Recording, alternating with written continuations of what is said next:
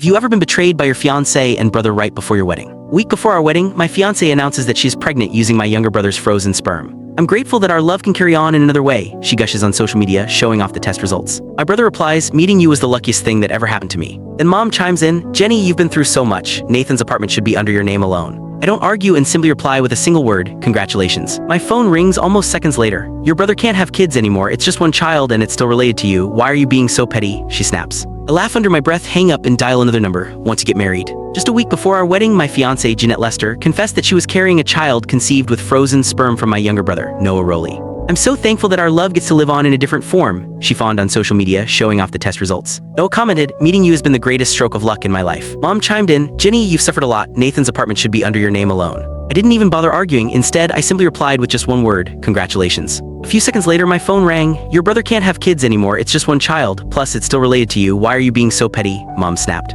I let out a quiet laugh, ended the call, and dialed a different number. I asked, would you like to get married? There was a brief pause on the line before the other end erupted in shrieks of joy. Really? You finally thought it through. I'll book my flight back right now. You had better not back out. See you at the city hall next week. Then came a playful, drawn-out honey. That last word caught me off guard. My ears burned and the flicker of regret I'd felt over acting on impulse disappeared. Perhaps it wasn't such a bad idea after all. Meanwhile, Jeanette updated her social feed again. Out of curiosity, I clicked on it, only to see a photo of her massaging Noah's legs. She was smiling as if she couldn't be happier. The comments section was filled with banter from her friends. Among them, I spotted a comment from Noah. It read, if only we'd met before you were engaged.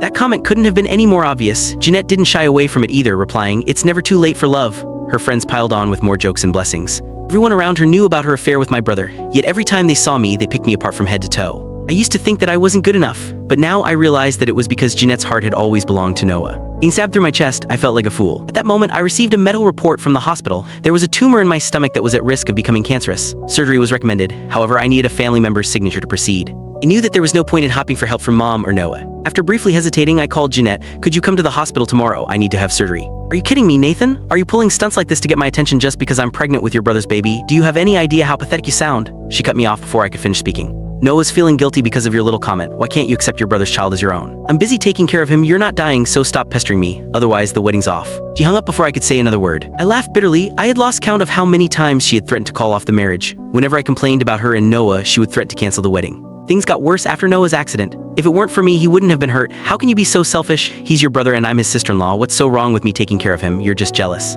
If it weren't for Noah, I never would have agreed to marry you. You're not even half the man that he is. Accusations from her were endless, but the truth was that Noah had gone into that crash while sneaking off to see her under the guise of bringing her medicine. While I collapsed from a bleeding ulcer after drinking myself sick to buy her dream home and afford her lifestyle, she was meeting my brother in secret. Back then, I chose not to see it because Click the link on the homepage to watch the full follow-up for free.